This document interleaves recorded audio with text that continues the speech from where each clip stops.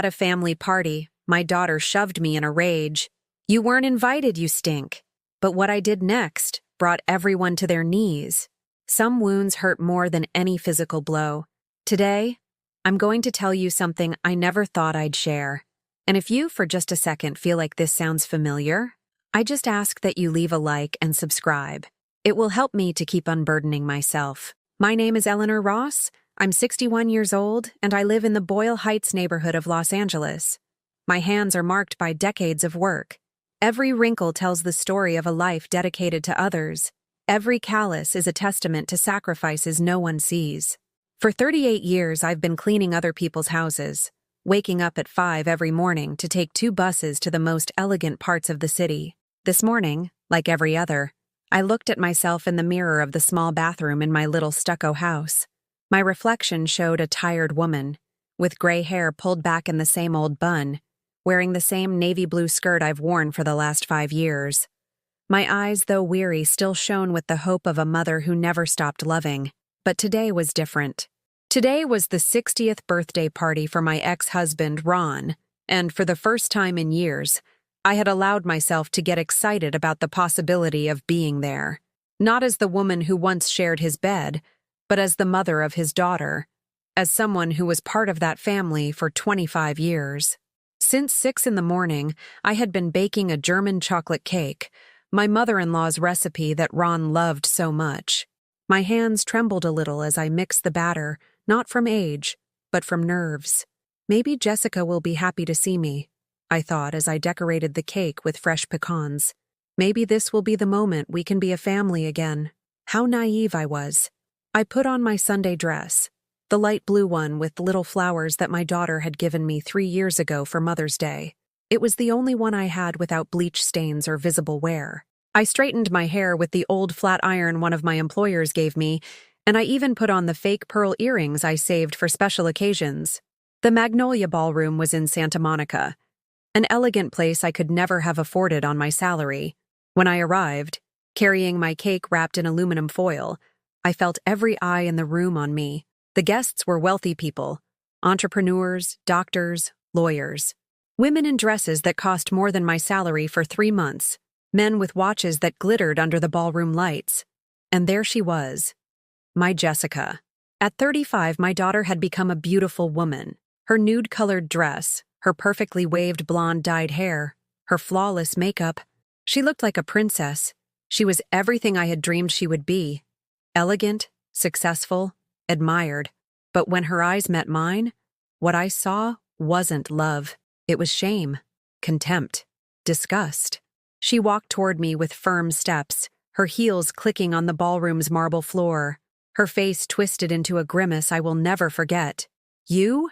Here?" she said in a low voice, but loud enough for nearby guests to hear. "Don't ruin this, Mom. You reek of old age and failure." It felt like I'd been slapped. The words got stuck in my throat. "Jessica, I just wanted to bring your dad's cake. I thought—" "You thought wrong," she interrupted, her voice rising. "You weren't invited. Get out of here before you make a fool of yourself." The guests started to turn. Whispers, nervous chuckles. I just gripped the cake pan with both hands, feeling the aluminum foil crinkle under my trembling fingers. "Please, honey, don't do this," I begged. That's when the unthinkable happened. My daughter, the one I brought from my womb in pain, the one I nursed for 2 years, the one I carried in my arms when she had a fever, the one I comforted when she cried over a broken heart. She pushed me. She pushed me so hard that I lost my balance. The cake flew through the air, scattering frosting and pecans all over the marble floor. I fell to my knees, my light blue dress stained with the sweet concoction I had prepared with so much love. The silence was deafening. 200 people watched me on the floor, humiliated, destroyed, and no one, absolutely no one, came to help me. Not Ron, who pretended not to see me, not his brother, who looked away, not Jessica's fiancé, who busied himself checking his phone. I got up by myself, shaking, wiping my hands on what was left of my dress. I picked up the largest pieces of the broken cake, not because it mattered, but because 38 years of cleaning other people's houses had taught me to clean up my own messes. I'm sorry to bother you, I mumbled, not looking at anyone. I walked toward the exit with what little dignity I had left, feeling every gaze like a dagger in my back. Behind me, I heard the music start up again. The conversations resume, as if nothing had happened, as if I had never been there. The journey home was the longest of my life, 2 hours on public transportation, with my stained dress and broken heart. People on the bus looked at me with pity, some with contempt. An elderly woman offered me her handkerchief when she saw me crying silently. When I got to my little house in Boyle Heights, I locked myself in the bathroom. In front of the sink's mirror, I asked myself over and over, where did I go wrong? I remembered when I sold my only gold jewelry, my mother's inheritance, to pay for Jessica's tuition at a private university. "Mom, I don't want to go to a poor person's school," she had said. And I, as always, gave her everything she asked for. I remembered when I went without eating for a week to buy her a prom dress that cost $300. "All my friends are going to have expensive dresses," she said, and I, again, sacrificed my stomach for her happiness. I remembered the early mornings working in downtown offices, cleaning floors after my normal shift, just to save money for her Sweet 16 party. I did it all for love. And now? I didn't even have the right to be in her life. That night, lying in my bed, I heard fireworks from some distant party. Maybe it was hers. Maybe they were celebrating that they had gotten rid of the woman who embarrassed them. I couldn't sleep. I stayed awake, looking at the photos on my old phone. Jessica as a baby. Jessica at her first communion. Jessica on her graduation day. In every photo, I was there. Smiling. Proud. Happy. When did I stop being her mother and become her shame? The sunrise found me just as lost. But something had changed inside me. A small flame of dignity I thought had been extinguished had begun to glow again. Because that humiliation, that shove that threw me to the ground, would be the last one I would take in silence. Without knowing it, my daughter had just woken up a woman who had been asleep for decades. 3 days after the humiliation, I decided to do something I hadn't done in years. Take stock of my own life. I poured myself a cup of coffee, the kind my grandmother used to make with a hint of cinnamon, and sat in the only plastic chair I have in my small backyard. There, surrounded by the mint plants I tend to so lovingly, I began to remember. Not the beautiful moments I always liked to recall, but the wounds I had buried so deep they no longer hurt. Or so I thought. I remembered when Jessica was 17, and I caught her smoking pot in the bathroom. Instead of punishing her, I knelt and begged her to tell me what she was missing, what she needed that I wasn't giving her. She looked at me with contempt and said, "Money, Mom. We never have enough money. My friends' mothers don't work as maids." That night, I worked a double shift cleaning an office downtown. I got home at 3 a.m. with swollen feet and hands cracked from the bleach, all to give her more money than she asked for. I remembered when she turned 25 and threw a party at a club in Hollywood. I worked 3 months of extra early morning shifts to pay for the venue reservation and the DJ she wanted. I showed up at the party in my best dress, the same one I wore to my best friend's wedding, and sat at a table in the back so I wouldn't bother her. Her friends made fun of me. I heard them say, "Is that lady your mom? She looks like the help." And Jessica, my daughter, laughed with them. She laughed. I remembered when she moved into the apartment in West Hollywood, in that trendy area where all the rich kids live. "Mom, I need you to help me with the security deposit," she said over the phone. "It's $3,000, but it's an investment in my future." I took out everything I had saved for my cataract surgery. My eyesight was getting worse every day. But she needed that apartment to project a successful image at work. She never paid me back a single dollar of that $3,000. And when I had the surgery 6 months later, paying for it in installments through Medicaid, she didn't visit me at the hospital once.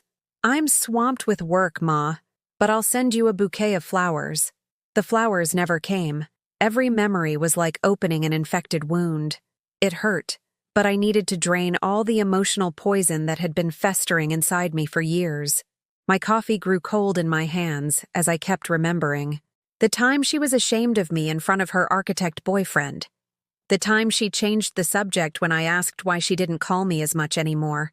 The time she pretended not to see me when I ran into her at the Grove, walking arm in arm with her friends. When did she start being ashamed of me? I asked myself out loud. The mint plants swayed in the morning breeze, as if they too knew the answer I refused to accept. The truth was painful but clear. Jessica had been ashamed of me for years. The shove at the party hadn't been a sudden outburst, but the public expression of a contempt she had been cultivating in private for a long time. I stood up from the chair with numb legs and walked to my small kitchen. On the refrigerator door, I had taped up all the photos of my daughter's important moments. Her graduation, her first job, her trips to Cancun and Miami that I financed with my savings. I wasn't in any of those photos. I peeled them off one by one, feeling how each image was a slap in the face in hindsight.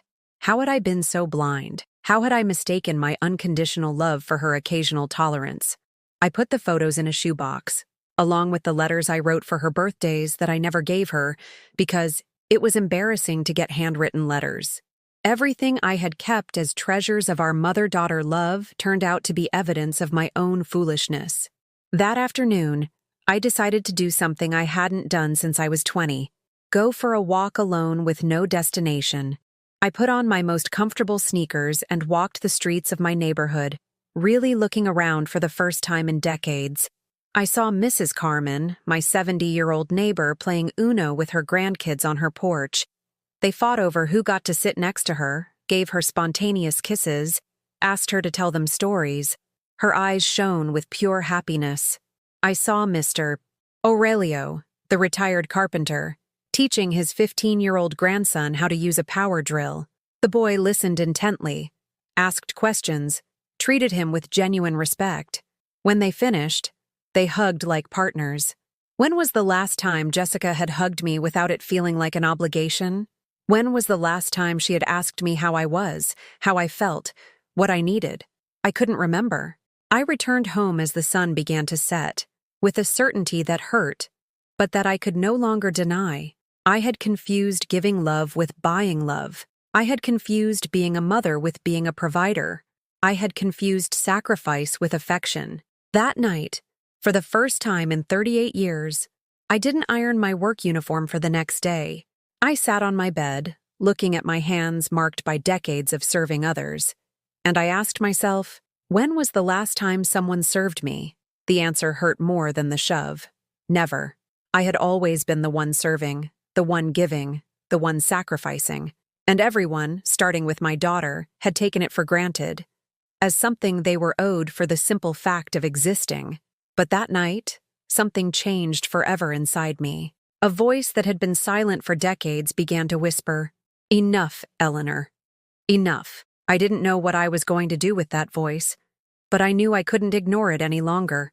The woman who had lived for others for 61 years was beginning to wake up, and when she was fully awake, my daughter's world would never be the same. The next day, something pushed me to do what I hadn't done in 12 years. Check our joint bank account. Jessica had convinced me to open it when she turned 30. Telling me it was for family emergencies, and so we could help each other out when needed. How naive I was to believe that helping each other out meant the same thing to both of us. I took the bus downtown, carrying in my tote bag all the papers I had religiously saved, old statements, contracts, deposit slips. The Bank of America on Grand Avenue had always intimidated me with its marble floors and suited executives.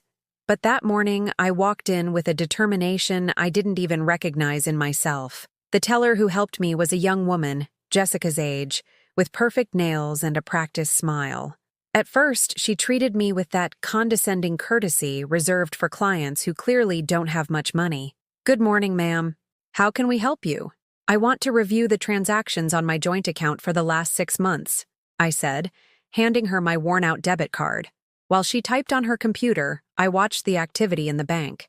Businessmen checking their investments, elegant women making international transfers, young people who seemed to handle more money in one transaction than I did in an entire year. "Here you go, Mrs. Ross," the teller said, printing out several pages. These are all the transactions. What I saw took my breath away. Withdrawals for one $1,500 at Nordstrom, another $800 at Macy's, one $200 at a spa called Divine Beauty in Beverly Hills, $2,500 in payments to Premier Events LA, over $3,000 at a travel agency, another $1,800 at a bridal boutique. In total, over $13,000 gone in 3 months. All my money. My savings from 5 years of cleaning extra houses on weekends. My fund for medication when I could no longer work. My only cushion for the old age that was already catching up to me. The dates of these withdrawals? I asked, my voice trembling. The teller checked again. The largest ones were made between March and April, ma'am. Is there a problem? March and April. Exactly the months before Ron's party. Exactly when Jessica was swamped with work and couldn't visit me. Who made these withdrawals? I insisted. According to the system, they were made by Ms. Jessica Herrera Ross. She has full authorization on the account, just like you. Full authorization. Of course. The same authorization I had given her, blindly trusting that she was my daughter, that she would never hurt me. I left the bank like a zombie, carrying those papers that were the evidence of my own stupidity. In Pershing Square, I sat on a bench under a ficus tree and cried like I hadn't cried since the day my mother died. But they weren't tears of sadness. They were tears of rage, of humiliation, of awakening. My daughter had used my money to buy expensive clothes, to go on vacation, to pay for the party where she humiliated me. She had financed her own happiness with my future, and then she had pushed me to the ground as if I were trash. An elderly woman approached and offered me a tissue. "Are you okay, honey?" she asked with the kind of sweetness only women who have suffered a lot possess. My daughter robbed me, I told her without any filter. My own daughter. She shook her head and sat down next to me. "Kids these days have no heart," she murmured. "They think they're entitled to everything." That afternoon, I made a decision I never thought I would make. I went to confront Jessica. I arrived at her apartment in West Hollywood, that chic place for which I had paid the security deposit, and rang the doorbell with more force than necessary. She opened the door wearing a silk robe I hadn't seen before, clearly expensive. Her hair was perfectly styled even though it was 3 in the afternoon, and her fresh manicure shone under the hallway light. "What drama are you bringing now?" she said without inviting me in, blocking the entrance with her body. "I just came from the bank," I said, showing her the papers. "I want you to explain this." Her face changed. For the first time in years, I saw fear in her eyes. "What is that?" she asked, but her voice sounded fake. "The withdrawals you've made from our account." "Over $13,000, Jessica? All my money." "Your money? I put money in there too." "When? When did you put money in that account? Because according to these statements, all the deposits are mine. Every penny in there came from my work." She fell silent, biting her lower lip like she did as a child when I caught her in a lie. "Besides," I continued, "you don't have a job, Jessica. You were let go from your last one 6 months ago. I do work. I have freelance projects. I have—" "What projects? Which ones? Because all this money you spent lines up exactly with the months you told me you were too busy to visit." Her face hardened. I watched her transform into a person I didn't recognize, or perhaps into the person she had always been and I had refused to see. "Look, Mom," she said in a tone that chilled me to the bone. "You're my mother. Everything I have, I owe to you, right? You've always told me that. So if I owe you everything, then that money is also mine by right." "By right?" "Yes. Because I didn't ask to be born. Because you decided to have me. Because it's your obligation as a mother to give me what I need. And what you needed were designer dresses and trips to the beach. What I needed was to live with dignity. Not like you, who's content to live like a maid her whole life." There it was. The truth she had been hiding for years behind fake smiles and forced hugs. To my daughter, I was nothing more than a maid. A maid who was obligated to finance the life she believed she deserved. "Just shut up and drop it," she added with contempt. "Besides, what do you need all that money for at your age? You're old now, you have nothing to spend it on." And she slammed the door in my face. I stood there in that elegant hallway, surrounded by ornamental plants she watered with my money, feeling the last illusions I had about my daughter crumble like sandcastles. But something else was being born in their place. Something stronger, firmer, more real. For the first time in my life, I stopped seeing Jessica as my little girl who needed my protection. I saw her for what she really was, an adult woman who had chosen to use and humiliate her own mother without the slightest remorse. And for the first time in my life, I made a decision thinking only of myself. I was going to get my money back. And my dignity, whatever it took. The week following the confrontation with Jessica was the quietest of my life, but also the most revealing. She didn't reach out. She didn't call. She didn't ask if I was okay after what she had said. She simply went on with her life as if I didn't exist. And that hurt more than the shove, more than the theft, more than all the humiliations combined. On Friday morning, as I was sweeping my patio, I heard laughter coming from Mrs. Carmen's house. I peeked over the wall and saw a scene that broke my heart. Her 3 grandchildren had arrived as a surprise to take her out for breakfast. They were hugging her, calling her beautiful grandma, fighting over who would sit next to her in the car. "My grandma is the best cook in the world," the youngest one said, "and she always spoils us when we visit." Mrs. Carmen was glowing with happiness. At 70, surrounded by gray hair and wrinkles, she looked more beautiful than any magazine model. Because she had something I had lost without realizing it, the genuine love of her family. I hid behind the wall and cried bitterly. When was the last time someone had visited me just because they wanted to? When was the last time someone had said something nice about me? I couldn't remember. That same afternoon, my phone rang. It was Jessica. For a moment, my mother's heart filled with hope. Maybe she had come to her senses. Maybe she was calling to apologize. "Hi, Ma," she said in a syrupy voice she hadn't used with me in years. "Honey, what a surprise to hear from you. It's just, I need to ask you a favor." And there it was, the real reason for her call.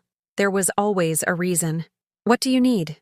I asked, though I already knew I wouldn't like the answer. "Next month is my engagement party with Robert. You know his family has money and they're expecting something elegant." Robert, the handsome architect who had won my daughter over with his expensive suits and late-model BMW, the same one who pretended not to see me when I fell to the floor at Ron's party. "And I need you to lend me money for the dress and the party," she continued. "It's about $80,000, but it's an important investment. Robert's family has connections, and this could open a lot of doors for me. $80,000. More than 2 years of my salary, for a party where I wouldn't be welcome." "Jessica," I said, my voice trembling, "you just spent all my money. I don't have $80,000. "Oh, Ma, don't be so dramatic. You can borrow it from Mrs. Peterson. She has money saved up. Or you can get a loan from the bank." Mrs. Peterson, my employer of 15 years, the most generous woman I had ever met. The woman who had given me an extra Christmas bonus when I was sick, who had given me medicine when I couldn't afford it. "You want me to borrow money from my employer for your party?" "It's not for my party, Ma. It's for my future. Robert and I are going to have kids, and I need them to have a grandmother they're not ashamed of." Those words hit me like a sledgehammer to the chest. A grandmother they're not ashamed of. Is that what I represented to her? Shame? "You know what, Jessica? I'm not going to borrow money for your party." "What? Why not? You're my mother. It's your obligation to help me." "My obligation was to raise you, educate you, and give you values. And it seems I failed at the last one. Don't give me your cheap sermons. Either you help me or I'll figure it out myself." "Figure it out yourself," I said, and I hung up. My hands immediately started to shake. Never, in 35 years, had I said no to Jessica. I had never hung up the phone on her. I had never set boundaries, and it felt terrifying, but also liberating. The next few days were an emotional roller coaster. A part of me felt guilty, as if I had betrayed my duty as a mother. Another part felt proud for the first time in decades. Then the text started. "You're the worst mother in the world. Thanks to you, I'm going to be a laughingstock at my engagement. I wish I had a real mom and not a selfish one like you. Robert says he understands why his family doesn't want us visiting you." Each message was a stab, but it was also confirmation that I had made the right decision. The daughter who sent me those messages was not the little girl I had raised with love. She was a cruel stranger who had learned she could hurt me without consequences. A week later, while cleaning Mrs. Peterson's house, she noticed I was quieter than usual. "What's wrong, Eleanor? You seem sad." Mrs. Peterson was 82, but her blue eyes were still sharp. She was an elegant woman who had raised 5 successful children, all professionals, all respectful of her. "It's Jessica," I said as I dusted her mahogany furniture. "She asked me for money for her engagement party, and I said no." "And that's what has you down?" "It's just that I've never said no to her before. I feel like I've failed as a mother." Mrs. Peterson stopped reading her newspaper and looked at me intently. "Eleanor, come here. Sit down." I sat on the velvet sofa I had cleaned hundreds of times, feeling strange to be there as a guest and not an employee. "Can I ask you a personal question?" I nodded. "How many times has your daughter asked you how you are?" The question took me by surprise. "What? In the last 5 years, how many times has Jessica called you just to ask how you're feeling, if you need anything, if you're okay?" I searched my memory. I searched every corner of my recollections. I don't know. I'll tell you how many times. 0. In the 15 years you've worked for me, you have never once mentioned your daughter worrying about you without asking for something in return. Her words were like broken glass in an open wound, but she was right. "My children call me every 3 days," Mrs. Peterson continued. "Not to ask for money, but to see if I'm okay. My daughter-in-law invites me to lunch every Sunday. My grandchildren come to visit because they want to, not because their parents make them." "You were just luckier," I mumbled. "It's not luck, Eleanor. It's respect. And respect doesn't just happen by magic. It's taught. And when it's not taught in time, it has to be demanded." "How do you demand it?" "By setting boundaries. By saying no when you need to. By stopping yourself from buying love with sacrifices. Buying love with sacrifices." That phrase was seared into my mind like a branding iron. "Do you think I did the right thing by saying no?" "I think you did what you should have done 20 years ago."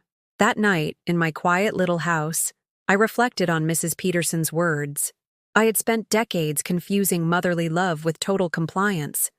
I had believed that being a good mother meant always saying yes, always sacrificing, always giving without receiving. And the result had been raising a daughter who saw me as an ATM with legs. For the first time in my life, I stopped feeling guilty for setting boundaries. I felt smart. I felt strong. But the real test was yet to come, because Jessica wasn't going to give up that easily. 2 weeks after I said no to her for the first time in my life, my daughter showed up at my house unannounced. It was a Sunday afternoon, and I was mending one of my work blouses when I heard insistent knocking at the door. When I opened it, there she was. But she wasn't alone. Robert, her fiancé, was with her. Tall, elegant, with that practiced smile men who are used to getting what they want always wear. He was dressed in a white linen shirt and expensive pants that probably cost more than my rent for 3 months. "Hello, Eleanor," he said with a falsely warm voice, extending his hand. "It's a pleasure to finally meet Jessica's mother." Finally. As if Jessica had been waiting for the perfect moment to introduce me, when the reality was that she had been hiding me for years. "Ma, Robert wanted to meet you," Jessica said with that forced smile she reserved for occasions when she needed something. "I've told him so much about you." A lie. She had likely told him the bare minimum, probably spinning a romanticized version of our relationship that had nothing to do with reality. I invited them in, feeling mortified by the state of my humble home. The peeling paint, the old furniture, the plastic table where I ate all my meals. Everything looked even shabbier under Robert's appraising gaze. "How cozy," he said, looking around with the cold politeness the rich use when visiting the poor. They sat in my small living room. Jessica had reverted to her affectionate persona, one she hadn't shown in years. She touched my hand, smiled at me, called me Mommy, sweetly. "Robert was telling me we should include you more in our plans," she began in a honeyed voice. "That it's unfair we haven't invited you to meet his parents." His parents. The owners of a major construction firm in Los Angeles, people with generational wealth who lived in an exclusive part of town. The kind of people who had housekeepers like me, but would never sit at the same table with them. "Yes, Mrs. Ross," Robert added. "Jessica told me you've made many sacrifices for her. That speaks volumes about your character." Sacrifices. As if they were romantic choices and not the only option I had to give my daughter the opportunities I never had. "And that's why," Jessica continued, taking my hand in hers. We want our engagement party to be special for you, too. We want you to feel proud, so you can brag to your friends that your daughter is marrying well. Here it came, the real reason for the visit. The thing is, Ma, we found the perfect venue. It's a beautiful ballroom in Santa Monica, the same one where Mr. Martinez's daughter got married, remember? It was in the society pages of the newspaper. I had no idea who Mr. Martinez was, but I nodded, and Robert got us a special discount. Instead of $150,000, they're only charging us $80,000, the same amount she had asked for on the phone, the amount I had already told her I didn't have. The problem, Robert said with the understanding voice of a professional salesman, is that we need the deposit this week. And with all the wedding expenses, we're a little tight on cash. A little tight. As if it were a minor hiccup, and not a sum that represented years of my work. But Jessica told me you've always found a way to help her when it was important, he continued. And this really is important. It's your daughter's future. I stayed quiet, feeling the family pressure closing in on me like a pressure cooker. They both looked at me expectantly, waiting for me to do what I had always done, find a way to give them what they wanted. Where do you expect me to get $80,000? I finally asked. Oh, Ma, don't be like that. I know you have money saved up, Jessica said with the confidence that comes from a lifetime of getting everything without effort. You always have. The money I had saved up you spent in March and April. Have you already forgotten? Robert looked between us, confused. What are you talking about? Jessica turned red. She obviously hadn't told her fiancé that she had emptied my savings account. It's not important, she muttered. Ma, you can borrow it. Mrs. Peterson really likes you. I'm sure she would lend it to you. I'm not going to ask my employer for a loan for your party. Why not? It's just money. You can pay it back slowly. It's just money, I repeated, feeling something ignite in my chest. Money that I have to clean floors for 2 years to save. But it's for your daughter, Robert intervened with the crushing logic men use when they're accustomed to women sacrificing for the family. It's for her happiness. And what about my happiness? What about my peace of mind when I'm old and can't work? They both looked at me as if I'd said something completely irrational. Oh, Ma, when you're old, we'll take care of you, Jessica said, with the carelessness of someone who has never had to worry about money. Like you've taken care of me so far? The silence became uncomfortable. Robert was looking at his phone, clearly wishing he were anywhere else. Look, Ma, Jessica said, switching tactics, adopting a harder tone. If you don't help me with this, Robert and I will have to look at other options. And that's going to affect our relationship. What relationship? I asked. The relationship where you only call me when you need money? The relationship where you're ashamed of me in front of your friends? The relationship where you pushed me to the ground at a party because you were embarrassed to be seen with me? Robert looked up from his phone, clearly startled. She pushed you? He asked me. At her father's birthday party. She knocked me to the floor in front of all the guests because she was ashamed I was there. Robert looked at Jessica with an expression I couldn't read. She turned even redder. It was a misunderstanding, she stammered. I was stressed. I'd had a little to drink. You were sober, I interrupted. And you knew exactly what you were doing. Robert stood up from the sofa. I think we should go. No, Jessica exclaimed. Robert, wait. Ma, please. I just need this one favor. I swear it's the last one. They've all been the last one, Jessica. The last one since you were 15. But this time it's different. I'm getting married. I'm going to be happy. And to be happy you need $80,000 from a woman who makes $3,000 a month? Robert was already walking to the door. Jessica ran after him. Robert, wait. Please, she'll understand. She always understands. But he had already left the house. Jessica turned to me, her eyes filled with tears. But they weren't tears of sadness. They were tears of rage. Congratulations, she screamed. You just ruined my engagement. I didn't ruin anything. Your lies ruined themselves. This is all your fault. For being poor. For being a maid. For not being able to give me what I deserve. What you deserve, I repeated slowly, is what you can get for yourself through your own work. Not what you can squeeze out of your mother. You're not my mother. A real mother would do anything for her daughter. A real mother would teach her daughter to stand on her own 2 feet. And a real daughter wouldn't steal from her mother or push her to the ground. She stood in my doorway, trembling with rage. "This isn't over," she said in a voice that made my skin crawl. "You are going to regret saying no to me." And she left, leaving me alone in my quiet house. But for the first time in decades, that silence didn't feel empty. It felt like freedom. For 3 days after that confrontation, I enjoyed a peace I hadn't experienced in years. My phone didn't ring. I didn't have to worry about what new favor Jessica was going to ask of me. For the first time in decades, my days were entirely my own. It was Mrs. Peterson who brought me the first news of what was brewing. "Eleanor," she said on Wednesday morning while I was dusting her bookshelves, "my friend Connie told me something that worries me." Mrs. Peterson had an information network that any journalist would envy. Her friends, all ladies of Los Angeles high society, knew everything that happened in the city's elegant circles. What happened? "Apparently, your Jessica is telling a very different version of what happened on Sunday." My blood ran cold.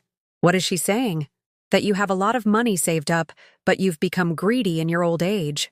That you're denying her support for her wedding out of jealousy, because you can't stand to see her happy." It felt like I'd been slapped. "Jealousy?" "She says you've been resentful your whole life because she managed to get an education and move up in the world, while you remained a housekeeper. That now you're punishing her by denying her help at the most important moment of her life." My hands started to tremble, not with sadness, but with a rage I had never felt before. "She also says," Mrs. Peterson continued carefully, "that you invent dramatic stories to get attention, that you never pushed her at any party, that you imagined it."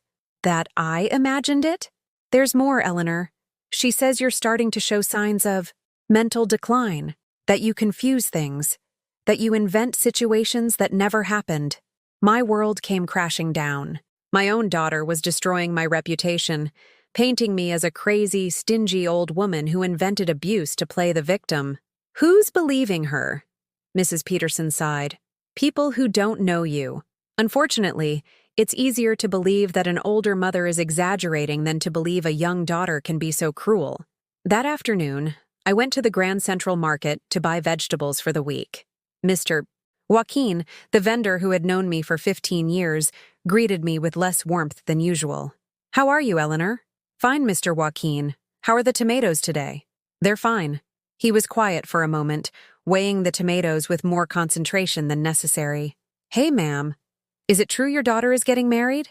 "Yes, it seems so." "How nice. And is it true you don't want to help her with the party?" There it was.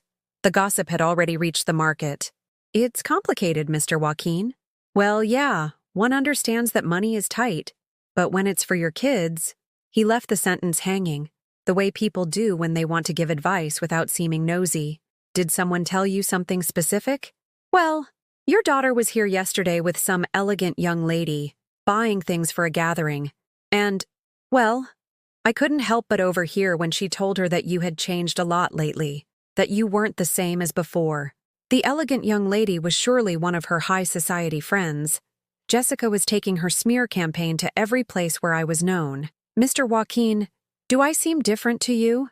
He looked me in the eye with the wisdom that comes from dealing with people your whole life. "You look more tired, Eleanor, but different. Well, yes, a little. You seem less, how do I put it? Less willing to put up with nonsense. Less willing to put up with nonsense." What an accurate way to describe my transformation. On Friday afternoon, on my way home from work, I ran into my neighbor Rosa hanging clothes on the line. "Oh, Eleanor," she said with the voice women use when they're about to meddle. "What a shame about what's happening with Jessica." "What shame?" "Well, that you're fighting. She came by yesterday asking if I knew where she could get a loan for her wedding. Poor thing. She looked so distressed. Poor thing.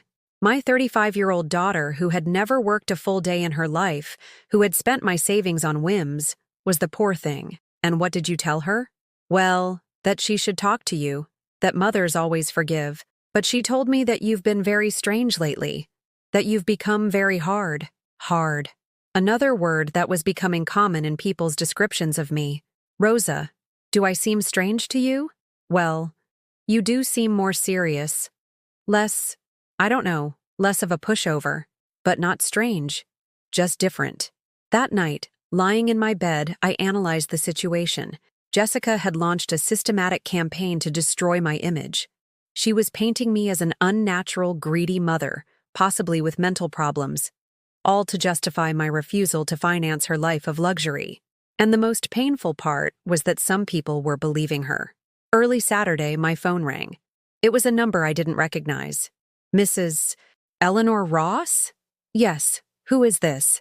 This is Patricia Vance, an attorney. I'm calling because your daughter, Jessica Herrera, has retained me to advise her on a family matter. My heart stopped. What kind of matter? Mrs. Ross, your daughter is concerned about your mental and emotional state.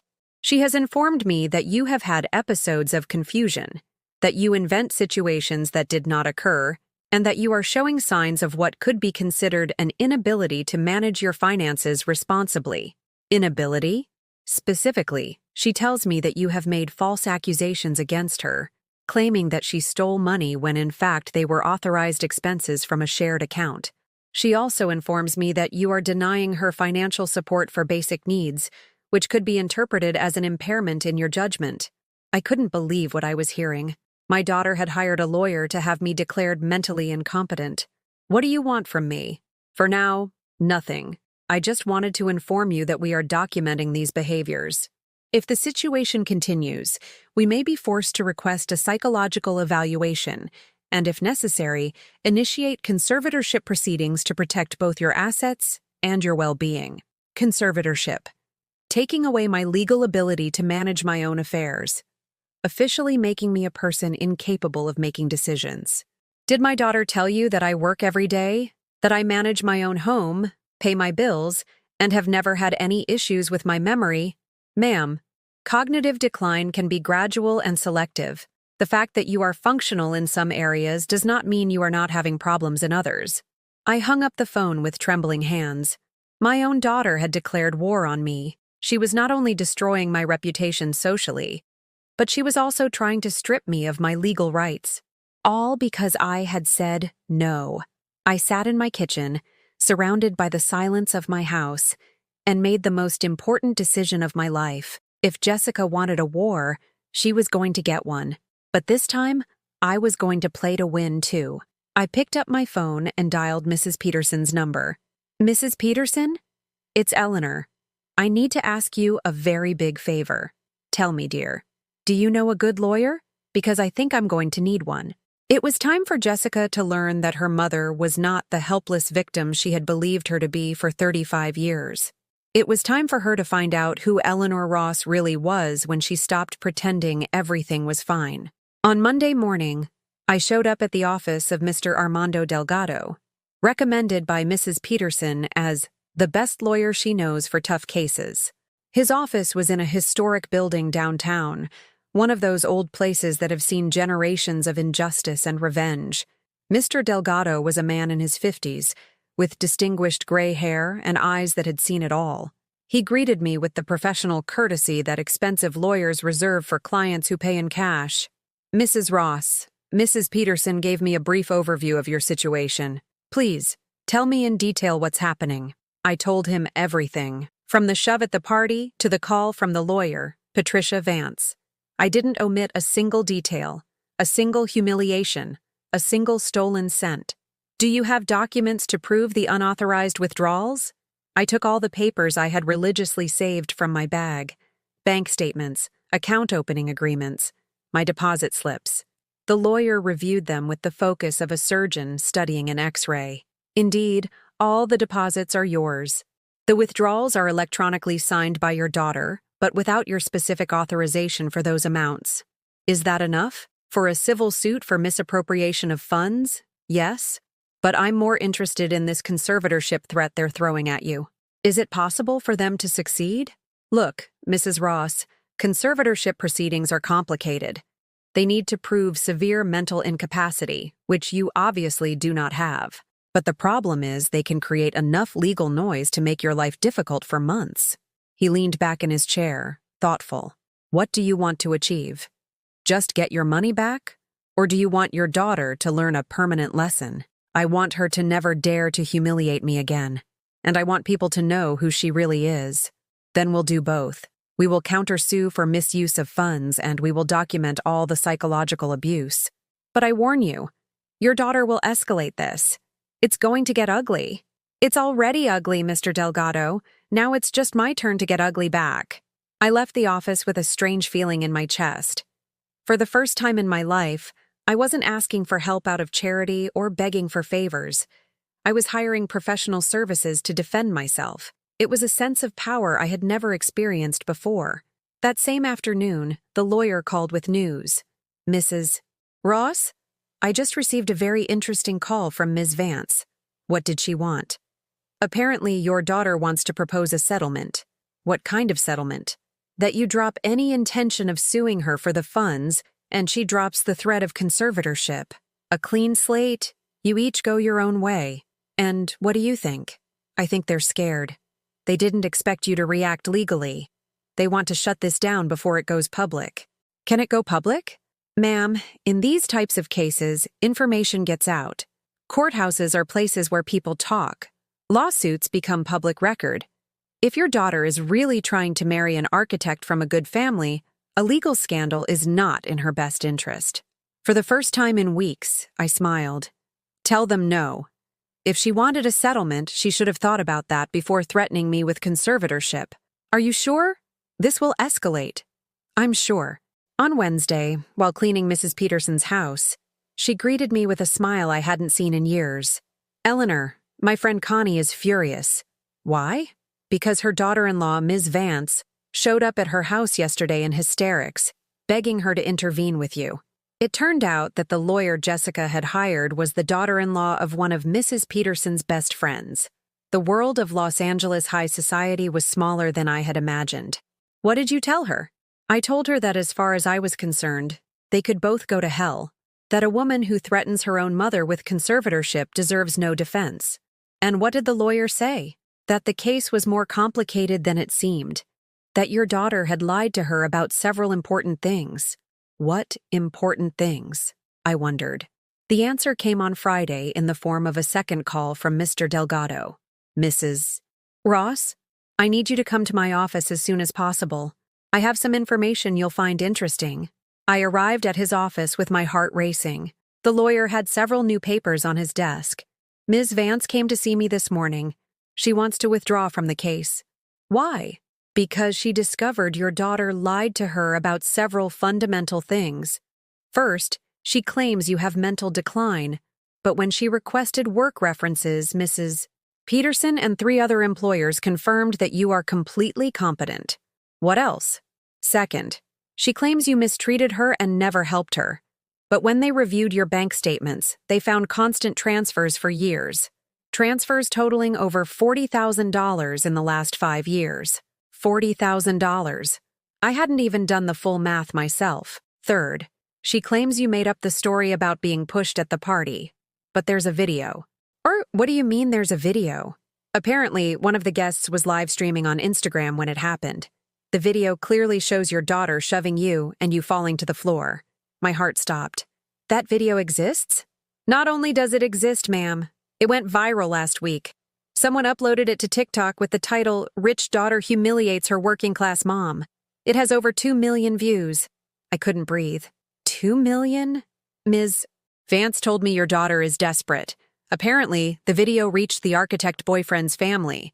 There have been consequences. What kind of consequences?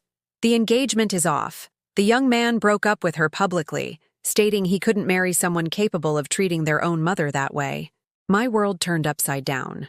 Everything Jessica had built with my money, the entire perfect image she had created to win over Robert and his family, had crumbled because of a 30-second video. There's more, the lawyer continued. Apparently, the video doesn't just show the shove. You can also clearly hear her tell you, "You weren't invited, you stink," in front of all the guests. And what does she want now? She wants to beg. Ms. Vance told me your daughter is willing to return all the money, apologize publicly, and do whatever is necessary for you to drop the lawsuit. Why? Because the video has socially ruined her. She lost the fiancé, lost her job prospects, lost her friends. Nobody wants to be associated with someone who treats their mother like that. I was quiet for a long time, processing the information. Justice had arrived on its own, and all I had to do was refuse to be a victim. Mr. Delgado, what do you recommend? It depends on what you're looking for. If you want revenge, now is the perfect time to crush her when she's down. If you want justice, we can reach an agreement where you get your money back and your dignity. And if I want both, he laughed, then we're going to make your daughter learn what it means to treat the woman who brought her into the world poorly. For the first time in months, I felt completely in control of my destiny. The woman who had been shoved to the ground was about to get back up, and when she did, it would be for good. The final meeting was scheduled for the following Tuesday at Mr. Delgado's office. Jessica arrived accompanied by Ms. Vance, but something had radically changed in my daughter. She was no longer the confident and arrogant woman who had come to my house to demand money. She was pale, with dark circles under her eyes, dressed in clothes I recognized as being from 3 years ago. Her hair, always perfect, was simply pulled back in a ponytail. She wasn't wearing the expensive jewelry she used to flaunt, nor the flawless makeup that characterized her. She looked, for the first time in years, like the daughter I had raised. Vulnerable, human. "Hi, Mom," she said in a small voice when I entered the meeting room. I didn't respond. I sat down in front of her, with Mr. Delgado at my side, and waited. Ms. Vance took the floor. "Mrs. Ross, my client is willing to reach an agreement that we consider more than fair for both parties." "Speak," my lawyer said. "Jessica will return the full amount of money withdrawn from the joint account. That's $13,000, which she will pay in monthly installments of $1,000 over 13 months. Jessica nodded without looking up. "Furthermore," the lawyer continued, "she will offer a public apology for the incident at the party, acknowledging that her behavior was inappropriate." "What kind of public apology?" Mr. Delgado asked. "A video where she recognizes her mistake and apologizes to her mother." "No," Jessica said suddenly, raising her head. "I'm not going to make a video. The other one did enough damage." It was the first time she had spoken in her normal voice since entering. "The video didn't hurt you," I finally said. "Your behavior hurt you. The video just showed who you really are." "I'm not like that, Mom. That day I was under a lot of pressure. You were drunk on power. You thought you could humiliate me without consequences." Her eyes filled with tears. "Robert left me because of that video. Robert left you because he saw how you treat your mother. What did you expect him to think about how you were going to treat him when the honey ran out?" Ms. Vance intervened. "Ladies, let's focus on the agreement." "There's something else," my lawyer said. "My client demands that the compensation not only be the $13,000 stolen, but the equivalent of all the expenses she has covered for her daughter in the last 5 years. "What?" Jessica exclaimed. "What are you talking about?" Mr. Delgado opened a folder. "We have documented transfers, credit card payments, loans never repaid, and various expenses that total $42,700 in 5 years. "That's not possible," Jessica murmured. "Here are the receipts," my lawyer said, pushing the folder towards her. "Your mother kept everything." Jessica reviewed the papers with disbelief. Every transfer receipt, every proof of payment, every loan she had asked for and forgotten to return. $42,700, I repeated slowly. "That's what you've cost me in 5 years. More than I earn in 3 full years of work. But I didn't know it was that much." "You didn't know because you never cared to know. It was normal for you to have your mother finance your life." She fell silent, staring at the numbers that confronted her with the magnitude of her abuse. "My client is willing to reduce that amount to $30,000, Mr. Delgado said, "payable in 24 months plus interest." "Where am I going to get $1,250 a month?" Jessica exclaimed. "I don't have a job." "Get one," I said without emotion. "Like normal people do. But you know I don't know how to do anything but office jobs." "Well, learn. I learned to clean houses at 22 because I had a daughter to support." Ms. Vance cleared her throat. "Mrs. Ross, the amount they're proposing is excessive for my client's current possibilities." "Your client's possibilities included spending $13,000 of her mother's money in 3 months on whims. my lawyer replied. If she had the means to spend it, she must have the means to return it. Jessica began to cry silently. It wasn't the manipulative crying she had used with me for decades. It was the crying of someone who finally understood the consequences of her actions. "Mom," she said with a broken voice, "forgive me. I know I behaved horribly towards you. I know I'm not forgiven. What do you want me to forgive you for, Jessica? That you stole from me? That you pushed me? That you humiliated me? Or that for years you treated me like your personal ATM? Everything. I want you to forgive me for everything. Why? Because now you're alone and need someone to help you? No. Yes. I don't know." She wiped her tears with her sleeve. "I just know that losing you is the worst thing that's ever happened to me. You lost me years ago. It's just that I didn't realize it." She leaned forward pleadingly. "Give me a chance. I'm going to give you everything back. I'm going to show you that I can be the daughter you deserve. The daughter I deserve? Or the daughter you need me to be to save you?" She didn't know what to answer. I got up from the chair and walked towards the window. From there, I could see Pershing Square, where days ago I had cried when I discovered the theft. Everything seemed so distant now. "I accept the agreement," I said without turning around. "Really?" Jessica asked with hope, "but with additional conditions." I turned to face her, and for the first time in decades, I was the one in total control of the conversation. "First condition, you're going to look for a job. A real, full-time job that will allow you to pay what you owe me without asking me for help." "Yes." "Okay. Second condition, you're going to go to therapy. Because the problem here isn't just the money. The problem is that for 35 years you thought you had the right to use and humiliate your mother." "Yes, I'll go." Third condition, you don't speak to me again until you've made at least 6 consecutive payments. When you show that you can really keep a commitment, we can start to rebuild something. Something? A new relationship. Because the mother-daughter relationship we had is dead. If you want us to have a relationship in the future, it will be between 2 adults who respect each other. Jessica was crying openly now. "And what if I can't? What if I don't manage to keep up with the payments? Then you'll continue to be the same person you always were, and I'll continue to be free of you," Ms. Vance intervened. "And the lawsuit? It's suspended while the payments are made. If it's delayed by more than 2 months, it's automatically reactivated. And the social media issue? My client has suffered a lot of harassment because of the viral video. Your client suffered the consequences of her actions. I didn't upload that video. I was just the victim who appeared in it." We signed the papers in silence. Jessica trembled as she wrote her name on each page. When we finished, she approached me. "Mom, can you hug me?" I looked into her eyes. I saw the little girl she had been, but also the cruel woman she had become. "When you've earned the right to be hugged," I said, "I'll be here." And I left the office without looking back. For the first time in 61 years, Eleanor Ross walked the streets of Los Angeles feeling completely free. Free from fear, free from guilt, free from the desperate need to buy love with sacrifices.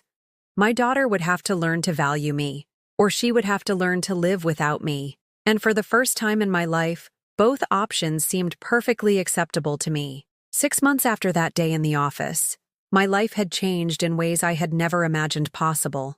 Not because I had won the lottery, or because someone had come to rescue me, but because I had finally learned to rescue myself. Jessica kept up with the first 4 payments. Punctually, every 15th of the month, I received a transfer of $250.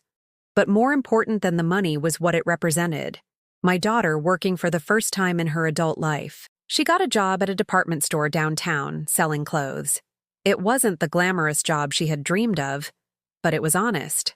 According to my information network, because at 61 you also learn to cultivate allies, she arrived early, stayed late, and treated the customers with respect. The work had changed her physically.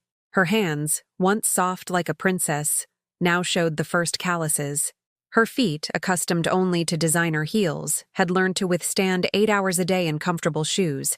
Her face had lost that expression of superiority she had cultivated for years. For the first time, Jessica looked like me when I was her age. The 5th month, something unexpected happened. Instead of just the monthly transfer, I received a text message. Mom, I know you said not to talk until I completed 6 payments, but I wanted to tell you that last Saturday I saw Mrs. Carmen at the market. She asked about you, and I told her you were doing well. She told me you've been helping her with her groceries when it rains. I just wanted you to know that. I'm glad to know you have people who care for you. I read the message 3 times. There were no requests for money, no drama, no reproaches, just a daughter recognizing that her mother deserved to be cared for. It was a microscopic beginning, but it was a beginning. The truth is that my life had blossomed in unexpected ways since I stopped being Jessica's mother ATM. With the money I used to spend on her whims, I had done things I had never allowed myself. I bought new clothes. Not designer brands, but new. Blouses that fit me well. Comfortable shoes that didn't hurt my feet. Even a sky blue dress that made me feel beautiful when I wore it to church on Sundays. I signed up for the embroidery workshop the parish offered on Wednesday afternoons. There I met other women my age who, like me, had spent decades caring for others before learning to care for themselves. We became friends with the kind of speed that's only possible between people who understand the same kind of pain. Mrs. Davis, 68, had raised 4 children on her own after her husband abandoned her. The day I stopped asking them to visit me, she told me as she embroidered roses on a tablecloth, they started coming on their own. When you stop begging for love, sometimes love appears.